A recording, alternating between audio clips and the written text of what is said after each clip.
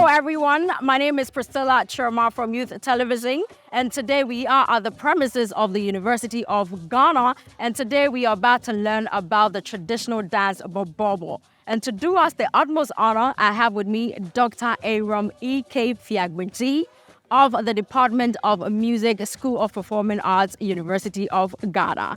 It's a pleasure to meet you, sir. Thank you. All right, so can you please start by, telling us about yourself?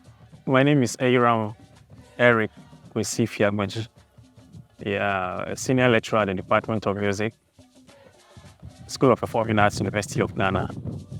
Now, yes, teaching is my hobby, and I've done my PhD thesis was on innovation in Ghana music of the Ewe of Ghana. All right, so can you please share with us, the background in this traditional dance? So, Borborbor dance drumming, or Borborbor music tradition, as we call it, is a fusion of different musical types. And this emerged around the 1950s, when the independence ethos were very high in Ghana. So prior to Borborbor, there were musical types that we called akpese. There was akpese, there was twinji, there was kumkumba music. Yeah. So a young man then called Francis Pujo Nuatro, he experimented this kind of musical style by bringing fusion elements from these three musical types. And that was what came to be known as Mbembe. So actually, when he started his experimentation, there was nothing called Mbembe. It wasn't called Borborbor, it was just a recreational music he was making. He himself used to be a member of a kumkumba music group. Yes, so that was what happened. But then, what brought the name Borborbor was the period when Kwame Nkrumah, the then Prime Minister of Ghana, visited Bando districts as part of his efforts to Ghana support for the new Ghana. There was supposed to be a plebiscite for them to vote whether they want to belong to Ghana or they want to be in Togo, because that territory was just too small. They can't be on their own as a nation. So he went around to Ghana support. And it was during that visit that Nuatro's group was invited to perform, to welcome him. So in the course of the performance, Nkrumah was so moved by the dance, such that he stepped onto the dancing floor and danced with the dancers. Yes. So that was what made Mbembe became a household name. And also the name Borborbor came out of the posture, Mibobo. Okay. Means to bend.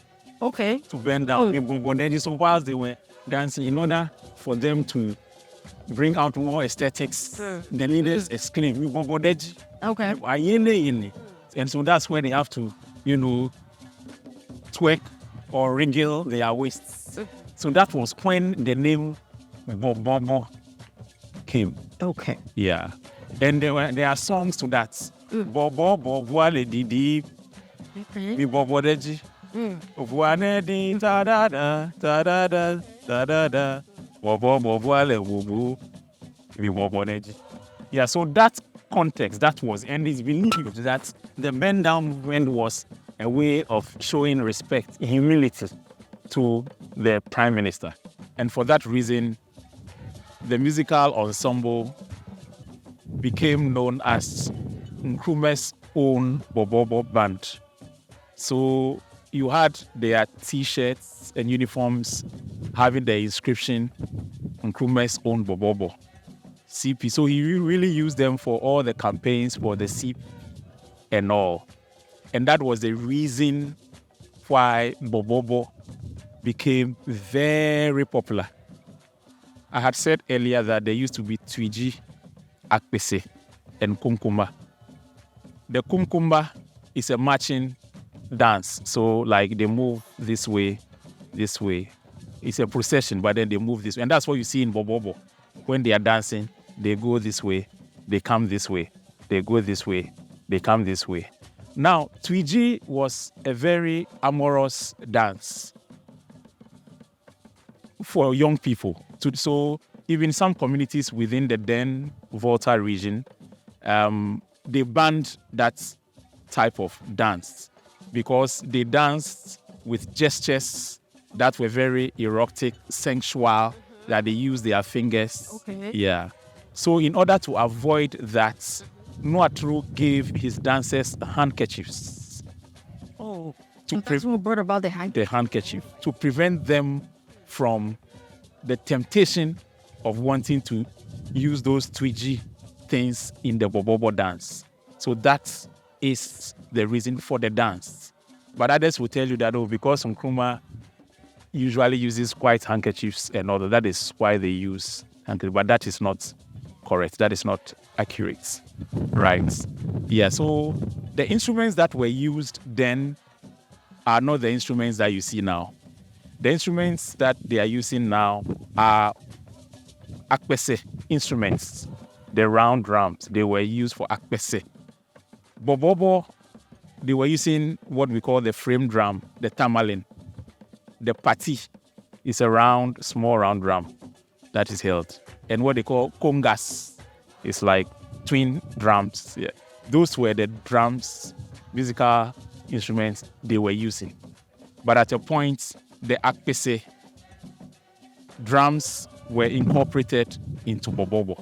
Yes. So that is why in Ghana, we say it is Borborbor. Of course, some areas still refer to it as akpese. But when you go to Togo, they never say Borborbor. It is akpese. Because it is virtually the same thing. Yeah, so that is a bit of the history Right. as far as Borborbor Interesting. is concerned. Very interesting. My next question, art, dance, and craft has been a part of, the Ewa people, okay, the Ewa community. But how long has the dance Borborbor existed as a means of, communication in the Ewa community? Right, so as I said, Borborbor came up in the 1950s. Yeah, of course, it started earlier than early 50s, but it became pronounced and known around 1954, 55, because that was when Nkrumah got involved. Yeah, when it started, it wasn't called Borborbor, but it is the Nkrumah thing that gave it the name Borborbor and made it very popular. Yes, so it's been with us for the past, how many years? 90. 30 years. Yeah, 1950. We're in 2024. Oh, no, about 74 years. Yeah. So like 7 decades, almost 7 decades. Yeah. Ewa as a community, it literally, the Borborbor dance, right? It spans across, Benin, Togo, Nigeria, even Europe. All right? Is the dance a shared experience across those countries as well? Of course, every dance is a shared experience because it is communal. And Borborbor dance as it is has a lot of flexibility. So you don't need to know how to dance before you can participate. Yes, there's no prerequisites. All you need is the ability to move your body according to the rhythm. So you have migrant groups. Eves migrate from one place to the other. In Accra, there are several suburbs where Eves live, and they have Borborbor ensemble. And that is what they play in order to keep their unity, their social cohesion, and their identity. In the same way, the Eves in other countries, like Togo, you mentioned Togo, but they don't call it Borborbor, as I said. But it's virtually the same thing. I watched a video on YouTube where gallant soldiers were on peacekeeping in Lebanon, and they played Borborbor. I tell you, and when you see how the white soldiers were dancing and jumping on the rhythms. I mean, it was so awesome. Yes, so wherever Eves are, they ensure that they have these kind of musical types. Note that in the beginning, it was a dance for the northern Eves, the Evedome people. Okay. Evedome, they are the northern Eves. So Pando, Ho, and those enclaves, okay? But currently, if you go to the Anglon area, the southern Eves, they perform Borborbor. There are Borborbor ensembles there. So it has now become a pan-ethnic or a pan-Ewe musical type. Right. It is no longer restricted to the Vesuvius or the northern Eves. Right. Yeah, it's all over. Even though, you've, elaborated much on the rise of it, I want you to, is it just Nkrumah who gave like the rise of the Borborbor dance? Generally, Nkrumah really used the performing arts to advance his political agenda. So if you look at her life, Okay. he used her life. There were state bands. The state had bands. Ghana Fishing Corporation, they had a state band. Her life band, yeah. Right. So he did same to Borborbor, knowing that this is a culture of a particular people. His involvement made it very popular. But then he made it popular in the political sense because it became very political. It was Nkrumah. It was synonymous to Nkrumah. So even when Nkrumah was overthrown, history has it that the leaders of the Borborbor ensemble were arrested and put in James Fort, Usher Fort prison. Yes, because they wanted to erase his records. So Borborbor, being Nkrumah's identity, Right. also They had suffered. to, Yes, also suffered Right. that fate. But then, on and on, the leaders became very creative. So they went back and started performing at funerals and other social occasions. And we are talking of the rise of Borborbor. Right. So in the 1980s, the church, the Ever Church, Evangelical Presbyterian Church, realized that the young people preferred to go dance Borborbor in the communities rather than come to church. So decided to incorporate the Borborbor music as part of their worship, the liturgy. And that did the trick. A traditional dance being Church. in church. In the 1980s. And that is what brought the young people to the church. Wow. Yes. And that was the period where they started singing the hymns. So around the 80s, you will see that lots of the Borborbor recordings and the songs were based on the hymns, the Ewe hymns, the Ifi Church hymns. Those were the things they were singing and accompanying it with it until at a point the leaders of the church felt that no, their activities are in a way disrupting the hymn singing. So when the congregation is singing, instead of singing what is in the hymn book, they sing rhythms based on how the Borborbor group sing them because that is what is disseminated on the It air. is still relevant at churches now. Very, very, very relevant. Oh. To the extent that the EP Church, the ARS Church, they used Borborbor drums in accompaniment to their hymns. Some churches have Borborbor groups established in the church as part of the groups, singing groups in the church. The Borborbor dance being a traditional dance, and now it being like a very huge part of churches. I mean, it kind of feels some way. For me, I don't see it as a problem because Christianity must be practiced based on the culture and tradition of the people. It's a foreign religion, Right. but then we would have to domesticate it or Right. contextualize it and practice Christianity in our African way. That is why when the missionaries came earlier, they forbade the use of drums in church. It was only the organ. We sing, we dance, we play drums. Why can't we bring this as part of our worship? So that is what did the trick.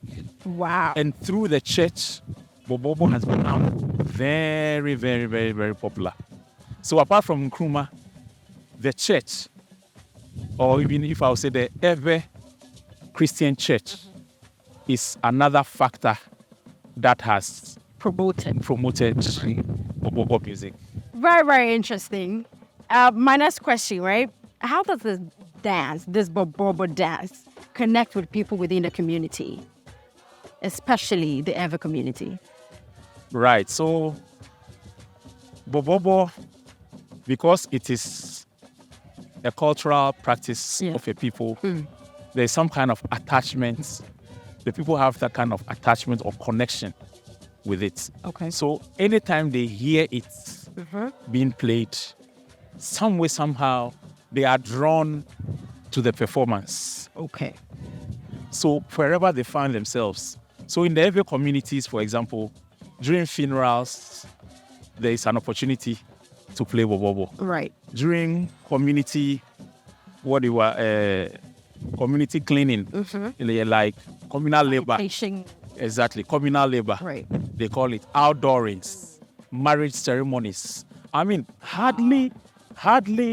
there is hardly any activity without Borborbor, especially. Oh, it's literally like a. Yes, especially in the northern areas. Right. So that where they don't even have the money to employ the services of traditional ensembles, those we call spinners, when they are invited to funerals, they play Borborbor records. Wow. And when the Borborbor record is being played, you can see how the participants, the people at that kind of program, how they relate to it. It is not something you can explain, but they were born in it. They were socialized in it or with it. So anytime they see it or hear it, they want to feel part of it. Wow. And with that, it helps in the unity of the people. So even where there are people who are not talking to each other, people who have issues with each other, families, clans may have disagreements, but Borborbor music performance brings all these people together. And during that performance, they forget about their differences and they do things as one people. Right.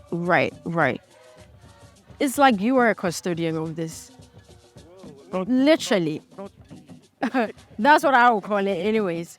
But maybe before you come with the next question, more importantly is the migrant communities. That is the Evers who have moved from Everland to Accra, Kumasi, and other areas. They even employ the Borborbor more. So that is why every Sunday evening, when you move along Madina Road through Adenta to Dodowa Road, you can count more than 10 Borborbor groups playing by the roadside. I think I've cited some of them. It is west in Ashama. So this tells you how valuable and important the music tradition is among the events. Is there any challenges? My challenges would be how to, let's say, get people, interview them, how to collect data and all that. But of course, 2 weeks ago, we had a symposium on Borborbor here at the University of Ghana, where we invited a master drummer, a trumpeter, a dance choreographer, a song composer, and someone who hosts Borborbor education program on one of the FM stations, I think Accra FM also. Yes, just for us to discuss about the innovations and the challenges. Yeah, so they as ensembles, of course, they have challenges. And it's largely organizational, financial, and other things. But they will be the right people to. But the challenge that came up has to do with generation. So you see, 20, 30 years ago, those who were young and loved to perform Borborbor are now old. Right. And they expect Borborbor to be performed the same way it used to be 20, 30 years ago. That's not possible. But the current generation, they have different tastes. Exactly. They have different, different thinking and assimilations. So then they have taken the Borborbor dance to another level, Right. to the extent that now you can have a Borborbor group with about 7 to 8 drums. Before it used to be 3 and 4, but now you can have a large corpus of drums. Wow. And the dances, they have choreographed a lot more dances. They have added azonto, they have added mapuka and other things to it, just to make it more exciting for their generation. Right. But then the adults have a problem with it. So you being a researcher, right? How do you envision the future of Borborbor dance? Borborbor Music and Dance, or Borborbor dance drumming, as we call it, has evolved. Exactly. Like I said, Tremendously. tremendously. Like I said, the way it used to be is not what it is now. And nobody can predict how it will be in the future. But the only thing we can say is that in future, the future of Borborbor will be a more vibrant traditional musical type with a lot more innovations, a lot more experimentations, and perhaps the use of technology will be very huge in the performance of Borborbor. That is how I see it. And for those people who are practicing it as business, as a profession, they should really praise themselves, because that can be another gold or cocoa in terms of music. You're about to cash out. Is that it? Yeah. Yeah. Okay. All right. So my next question, right? Are there any initiative, to propagate the dance, especially for the people in diaspora? Let me put it. Oh, okay. So obviously, colleagues from Ghana who are teachers and lecturers, when they go travel outside, sometimes they hold classes for foreign people. The other bit has to do with the internet. We live in a global world now. People can just log onto the internet and they have the opportunity to watch and listen to several Borborbor videos, yes, and documentaries. Those days, to learn songs or dance movements, you need to meet together as a group. You need to attend rehearsals as a group to learn songs and all that. But now people just use their phones, earpiece, in the comfort of their homes or whatever they are doing. They listen to the songs, they learn the songs, and then meet for performance. But then that is not enough. Just learning about the dance and practicing it is not enough. There are knowledge, there are values that are in there that we need to explore. The songs speak about life. They admonish.